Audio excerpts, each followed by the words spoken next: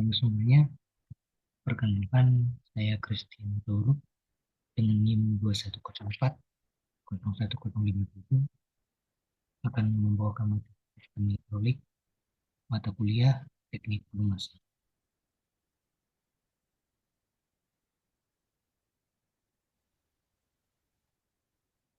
Pada pengertiannya, fluida hidrolik ini adalah sistem yang memanfaatkan tekanan fluida, yang dimana fluida ini untuk menggerakkan komponen ini.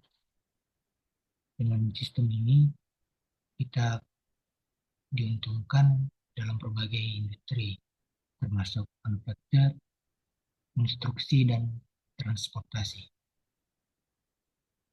Lalu prinsip tekanan fluida ini bekerja berdasarkan prinsip Pascal, di mana tekanan itu akan diteruskan ke seluruh fluida pada dinding wadah. Untuk komponen utama sistem hidrolik terdapat klep dan pipa saluran. Sistem hidrolik ini mempunyai komponen utama motor, klep, pipa saluran, dan tangki reservoir. Klep sendiri merupakan komponen penting dalam sistem hidrolik, berfungsi untuk mengontrol aliran fluida, yaitu klep ini mengarahkan, menghentikan, ataupun mengatur laju aliran fluida sesuai dengan kebutuhan.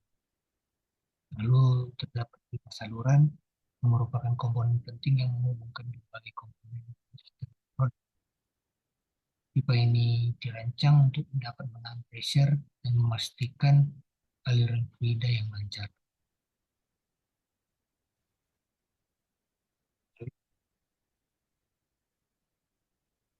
Empat peran pipa saluran dalam sistem hidrolik. Yang pertama itu adalah aliran fluida.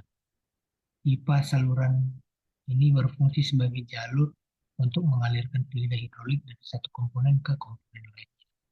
Yang kedua itu tekanan pada fluida, di mana pipa saluran ini dirancang untuk dapat menahan tekanan tinggi yang dihasilkan oleh pompa.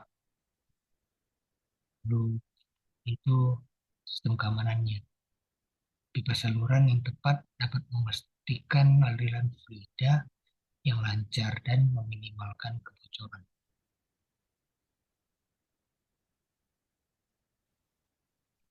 Lalu dapat fungsi klep dalam sistem klep itu hampir sama dengan pipa saluran, yaitu mengatur aliran, klep mengarahkan aliran fluida ke beberapa komponen sesuai dengan kebutuhan. Yang kedua, membuka dan menutup. Klep dapat membuka atau menutup aliran fluida untuk menghentikan atau memulai proses.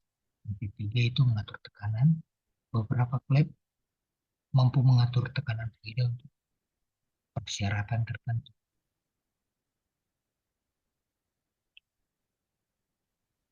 Lalu untuk perhitungan aliran dan tekanan dalam saluran, fluid aliran adalah volume fluida yang mengalir per satuan waktu. Lalu itu yang kedua ada tekanan. Tekanan fluida adalah gaya persatuan luas yang dikerjakan oleh fluida. Yang ketiga itu kehilangan tekanan yang terjadi karena adanya gesekan antara fluida dan dinding pipa. Lalu untuk perlu kita ketahui dalam mengerti sistem ini, pertama kita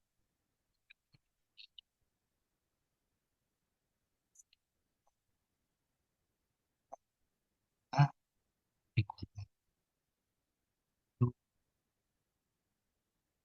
setengah kali V per G kali V kuadrat adalah modifikasi dari rumus KE sama dengan setengah MV kuadrat. Lalu terdapat kinetic head, di mana energi kinetik per unit berat dari cairan. Dengan rumusnya itu V kuadrat per 2G. Yang kedua itu adalah energi potensial. Dari potensial ini rumus utamanya M kali G kali Z. Lalu untuk pressure energinya P kali V dapat diturunkan jadi P kali M per V.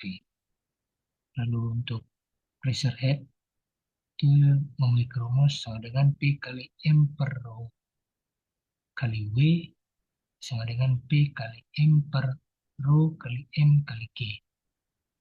Dapat diturunkan sama dengan P per rho G yaitu dalam air. Yang kedua, terdapat hukum kekekalan energi yang di mana dalam penerapan hukum kekekalan energi ini kita dapat mengerti dua yang utama yaitu Euler equation dan Bernoulli equation. Euler equation ini memiliki rumus do per P do kali P maaf do P per rho ditambah G dz plus V dV sama dengan 0. Yang dimana P ini untuk pressure dalam cairan, rho ialah density, G itu akselerasi untuk mengarah ke gravitasi, Z itu potential level, P itu velocity. Lalu terdapat Bernoulli equation atau Bernoulli theorem, V kuadrat per 2G ditambah Z tambah P per rho kali G. Ini sama dengan konstan, konstanta. Lalu untuk V1, V1 per 2G ditambah Z1 plus P1 per rho G. Ini sama dengan P2 kuadrat per 2G ditambah Z2 tambah 2P2 per rho G.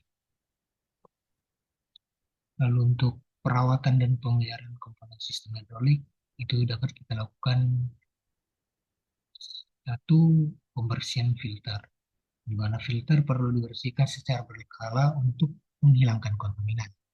Yang kedua, pemeriksaan level fluida. Level fluida harus dipertahankan agar sistem beroperasi dengan baik. Simpulan dari materi ini, fluida hidrolik merupakan sistem yang penting dalam berbagai aplikasi dan pemahaman tentang komponen-komponennya. Masuk di dalamnya itu lab, pipa, saluran, dan rumus yang terkait. Sangat penting untuk melakukan perawatan yang dimana kita sebagai engineer harus bisa memaintenance-nya dengan optimal. Sekian presentasi singkat dari saya. Apabila ada kesalahan, saya mohon maaf. Terima kasih.